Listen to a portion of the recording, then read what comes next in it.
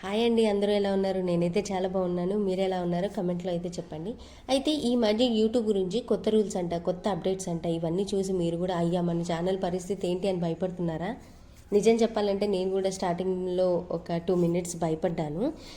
ఇంకా తర్వాత ఇంత వాచ్ టైం ఎలా వస్తుంది, ఇన్ని వ్యూస్ ఎలా వస్తాయి, మనలాంటి స్మాల్ క్రియేటర్స్కి అసలు ఛాన్స్ ఉందా అని ఆలోచించాను. కానీ తర్వాత ఒక విషయం అనిపించింది, భయపడడం వల్ల ఒక వ్యూ కూడా పెరగదు. అందుకే సరే ఏం జరిగిందో చూద్దాం, మన పని మనం చేసుకుంటూ పోదాం అనుకున్నాను. ఇక మీరు చూస్తున్న ఈ వంకాయ కూర సంగతి ఏంటంటే, ఈరోజు యూట్యూబ్ టెన్షన్ అంతా పక్కన పెట్టి ముందు ఇంటి పని కంప్లీట్ చేసుకోవాలి. అందుకనే నేను ఈ వీడియో తీసుకుంటే అయితే ఇలా క్యాజువల్గా మాట్లాడదామని వీడియో తీశాను. అసలు మనం యూట్యూబ్ స్టార్ట్ చేసినప్పుడు ఇన్ని క్యాల్కులేషన్స్ ఏమీ చేసుకోలేదు. వీడియో తీస్తాం, అప్లోడ్ చేస్తాం, ఎవరైనా చూస్తే హ్యాపీ, కమెంట్ వస్తే ఇంకా హ్యాపీ, అంతే అనుకునే వాళ్ళం. కానీ కొన్ని ఛానల్స్ కొంచెం పెరిగే కొద్దీ మనం కూడా క్యాల్కులేషన్స్ మొదలు పెడుతున్నాం. ఈరోజు ఇన్ని వ్యూస్ వచ్చాయి, వాచ్ టైం ఇంతుంది, సబ్స్క్రైబర్స్ ఇంతమంది పెరిగారు అని రోజు 10 సార్లు అనలిటిక్స్ చెక్ చేస్తూనే ఉంటాం.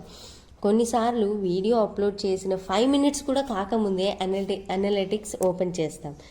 ఏంటి వ్యూస్ రావట్లేదు, అరే బాబు 5 మినిట్స్ అయిపోయింది ఇంకా వ్యూస్ రావట్లేదు ఏంటి అని కూడా చాలాసార్లు చెక్ చేస్తాం, రీఫ్రెష్ చేస్తాం వైటీ స్టూడియోని.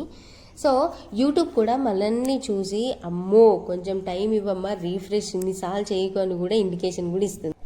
ఇక మనలాంటి హౌస్ వైఫ్స్కి యూట్యూబ్ చేయడం అంటే అసలు చిన్న విషయం కాదు. ఇంట్లో పనులు, వంట, క్లీనింగ్, పిల్లల పనులు, వాటన్నిటి మధ్యలో ఒక వీడియో కోసం టైం తీసుకోవాలి మనం. కొన్నిసార్లు వీడియో తీయాలని చాలా ఎక్సైట్మెంట్గా ఉంటుంది, కానీ ఆ రోజు పనులు చూస్తే ఈ రోజు వద్దులే అనిపిస్తుంది.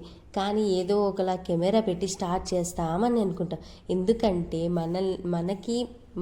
మనకంటూ ఒక డ్రీమ్ ఉంటుంది కదా, అది చిన్నదైనా సరే మనదైనా ఒక ఐడెంటిటీ క్రియేట్ చేసుకోవాలని ఉంటుంది.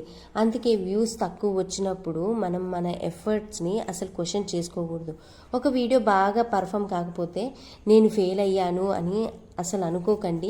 ఈ వీడియో వర్క్ అవ్వలేదు, నెక్స్ట్ వీడియో ట్రై చేద్దామని అనుకోండి. అలా మిమ్మల్ని మీరు బూస్టప్ చేసుకోండి. నిజం చెప్పాలంటే యూట్యూబ్లో జర్నీ అనేది రేస్ కాదు.